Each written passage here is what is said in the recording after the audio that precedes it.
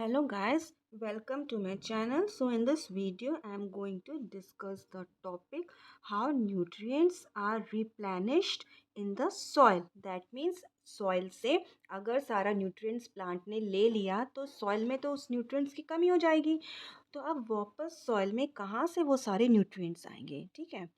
तो आज हम लोग इस टॉपिक के बारे में यहाँ इस वीडियो में पढ़ेंगे and rest of the topic like saprotrops and other modes of nutrition in plants as well as activity 1.1 and photosynthesis mode of nutrition in plants. All these topics I have already explained in my previous video from the chapter nutrition in plants, and in this video I am going to discuss about how nutrients are replenished in the soil. ठीक है, तो अब किस तरीके से soil में वापस वो सारे न्यूट्रिएंट्स आएंगे। तो आप लोग ने देखा होगा गाइस, फार्मर्स वगैरह को फील्ड में फार्मर्स क्या करते हैं, फर्टिलाइजर्स वो करते हैं ना, स्प्रिंकल करते हैं ना, डालते रहते हैं। ठीक है, तो क्यों डालते हैं फर्टिलाइज़र? क्योंकि सॉइल से सॉइल में मतलब वापस वो सारे न्यूट्रिएंट्स आ जाएं। ठीक है, तो इसलिए सॉइल में फर्टिलाइज़र डाला जाता है। ऑलराइट, और एक और तरीका होता है, ठीक है, नेचुरल वे भी होता है। नेचुरल वे में क्या होता है, लेग्यूमिनस प्लांट के बारे में मैंने आपको बताया था अपने लास्ट वीडियो में, जो कि सिम्बायोसिस रिलेशनशिप के अंदर मैंने एक्सप्लेन किया था अबाउट द राइजोबियम। अब राइजोबियम क्या करता है, ये क्या है, नाइट्रोजन गैस को कन्वर्ट करता है। तो हम चाहें तो ऐसे प्लांट्स भी लगा सकते हैं सॉइल में, हम ऐसे प्लांट्स भी लगा सकते हैं जिससे कि हमारे सॉइल में नाइट्रोजन की कमी वो जो लेग्यूमिनस प्लांट है वो पूरा कर सकता है। ठीक है, सो लेट्स स्टार्ट। हाँ, have you ever seen farmers spreading manure और फर्टिलाइजर्स इन द फील्ड्स और gardeners using them in lawns और in pots? Do you know why this is done? अब इसमें वही चीज़ बोला जो मैंने अभी आपको बताया था कि फार्मर्स क्या करते हैं, फील्ड में फर्टिलाइजर्स या मैन्योर को स्प्रेड करते हैं, या फिर गार्डनर्स को आप देख रहे हैं पॉट्स में भी वो खाद वगैरह डालते हैं, मैन्योर वगैरह डालते हैं। क्यों डालते हैं? क्योंकि जो होता है प्लांट, जो रूट होता है वो सॉइल से सारे न्यूट्रिएंट्स को सब अपने अंदर लेता रहता है, एब्जॉर्ब करता रहता है। तो जिस वजह से सॉइल में जो न्यूट्रिएंट्स है वो ख़त्म हो जाता है, फिर उसमें हमें अलग से और न्यूट्रिएंट्स को डालना पड़ता है। तो वो न्यूट्रिएंट्स सॉइल को कहाँ से मिलती है? मैन्योर के थ्रू मिलती है, फर्टिलाइजर्स के थ्रू मिलती है। You learned that plants absorb minerals and nutrients from the soil. ठीक है, minerals and nutrients क्या करता है? Plants absorb minerals and nutrients from the soil. So their amount in the soil keep on declining. तो जो nutrients हैं, minerals का जो amount है in the soil में वो keep on declining, मतलब वो ख़त्म होने लगता है, कम होने लगता है। Fertilizers and manures contain nutrients such as nitrogen, potassium, phosphorus, etc. अब fertilizers में क्या क्या चीज़ें होती हैं, नाइट्रोजन, पोटाशियम, फास्फोरस, ये सारी चीज़ें जो सॉइल में होती है जो कि ख़त्म होने लगती हैं, और फर्टिलाइजर्स और मैन्योर्स के थ्रू मुझे मतलब कि सॉइल को ये वापस मिलने लगती है।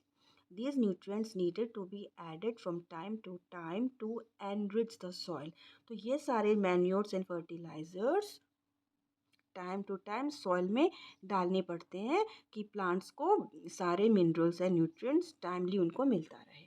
We can grow plants and keep them healthy if we can fulfill the nutrient requirement of plants. और प्लांट हम कैसे हेल्दी हमारा प्लांट रह सकता है? जब हम प्लांट को उसके सारे न्यूट्रिएंट्स देंगे जिसकी उसको ज़रूरत होती है, तब हमारा प्लांट क्या होता है, वो हेल्दी रहता है। Usually, crop plants absorb a lot of nitrogen and the soil becomes deficient in nitrogen. अब यूजुअली क्या होता है, जो क्रॉप्स होते हैं वो बहुत सारा नाइट्रोजन एब्जॉर्ब कर लेती है सॉइल से, तो हमारे सॉइल में क्या होता है, नाइट्रोजन की कमी हो जाती है। You learned that through nitrogen gas is available in plenty in the air. Plants cannot use it in the manner they can use carbon dioxide. अब जो एटमॉस्फेयर में क्या है, नाइट्रोजन गैस बहुत ज़्यादा है, प्लेंटी है, बहुत ज़्यादा है हमारे, लेकिन जो है प्लांट जो है डायरेक्टली नाइट्रोजन गैस को यूज़ नहीं करती। जैसे कार्बन डाइऑक्साइड को वो डायरेक्टली यूज़ करती है अपने अंदर, लेकिन नाइट्रोजन गैस को वो डायरेक्टली नहीं लेती। नाइट्रोजन गैस को वो कन्वर्ट करती है और फिर जो है वो सॉइल के थ्रू जो है हमारा प्लांट्स रूट जो है सॉइल से नाइट्रोजन को अपने अंदर एब्जॉर्व करता है। They need nitrogen in a soluble form. Nitrogen किस फॉर्म में वो लेते हैं? सॉल्युबल फॉर्म में लेते हैं। ठीक है, प्लांट जो होता है वो सॉल्युबल फॉर्म में होता है। तो कौन सॉल्युबल फॉर्म करता है प्लांट को? कौन करता है? राइजोबियम करता है। Rhizobium is a kind of bacteria. The bacterium called rhizobium can take atmospheric nitrogen and convert it into a usable form.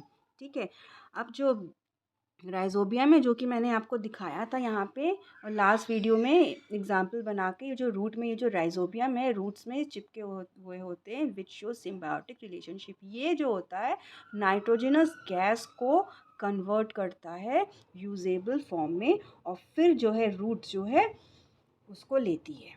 ठीक है, but rhizobium can not make its own food. लेकिन जो राइजोबियम होता है वो अपने लिए फूड नहीं बनाता है खुद से। So it often lives in the roots of gram, peas, moong, beans and other legumes and provides them with nitrogen. तो इसलिए जो होता है बैक्टीरिया, जो राइजोबियम है वो रूट्स में रहता है, वो उसमें से फूड लेता है। ठीक है, और इन रिटर्न वो क्या दे रहा है? रूट को क्या दे रहा है? प्लांट को क्या दे रहा है? वो नाइट्रोजन दे रहा है। ठीक है, in return the plants provide food and shelter to the bacteria. ये देखिए राइजोबियम जो है वो नाइट्रोजन दे रहा है और प्लांट उसे क्या दे रहा है? राइजो बैक्टीरिया को फूड एंड फूड प्रोवाइड कर रहा है। दस दे दस have a symbiotic relationship. This association is of great significance for the farmers. और ये जो रिलेशनशिप है रूट का और राइजोबियम का, ये फार्मर्स के लिए बहुत ही ज़्यादा फ्रूटफुल है। They can reduce the use of nitrogenous fertiliser.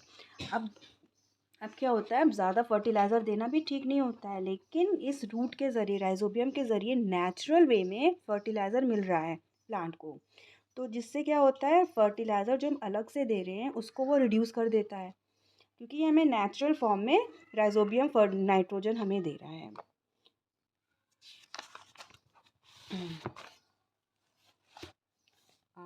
Plants are where plants are grown, leguminous plants are grown. तो जहाँ जहाँ लेग्यूमिनस प्लांट्स मतलब लेग्यूमिनस प्लांट्स में ही राइजोबियम होता है। ठीक है, तो जहाँ जहाँ लेग्यूमिनस प्लांट होता है जिस सॉइल में, उस सॉइल में जो है नाइट्रोजिनस फर्टिलाइज़र फार्मर्स को कम देना पड़ता है।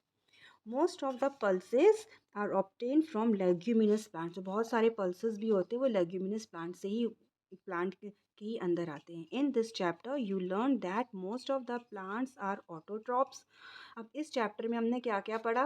मोस्ट ऑफ द प्लांट्स क्या है? ऑटोट्रॉप्स हैं। Only a few plants are parasitic और सैप्रोफिटिक। और कुछ ही ऐसे प्लांट्स हैं जो कि पैरासिटिक है एंड सैप्रोफिटिक है। They drive nutrients from other organisms. Okay, all animals are categorized as heterotrophs since they depend on plants and other animals for food। और जितने भी एनिमल्स हैं वो किस कैटेगरी में रखे गए? हेटरोट्रॉप्स की कैटेगरी में रखे गए। क्यों हेटरोट्रॉप्स की कैटेगरी में रखे गए?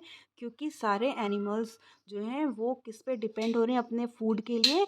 प्लांट्स के ऊपर। They depend on plants for their food. Can we say that the insectivorous plants are partial heterotrophs? अब क्या हम लोग कह सकते हैं कि insectivorous plants are partial heterotrophs? Can we say? So yes we can say. क्यों? क्योंकि जो इंसेक्टिवरस प्लांट्स है वो अपना तो फूड नहीं बना रहा है, वो किस पे डिपेंड हो रहा है? फूड के लिए इंसेक्ट पे डिपेंड हो रहा है। तो हम इनको भी हेट्रोट्रॉप्स बोल सकते हैं। So guys, in this way आज ये हमारा चैप्टर का डिस्कशन तो ख़त्म हो चुका है, लेकिन अभी भी आप लोग कहीं जाइएगा मत, लेकिन अभी भी हमारे कीवर्ड्स बचे हैं as well as exercises are also left. तो ये मैं अब अपने नेक्स्ट वीडियो में आपको कीवर्ड्स भी डिस्कस करूँगी as well as few important points भी डिस्कस करूँगी और इसके क्वेश्चन आंसर्स भी मैं डिस्कस करूँगी। सो गाइज, अब हम लोग मिलते हैं अपने नेक्स्ट वीडियो में। And if you are the new viewer so please don't forget to subscribe my channel. Until then, bye bye and God bless you.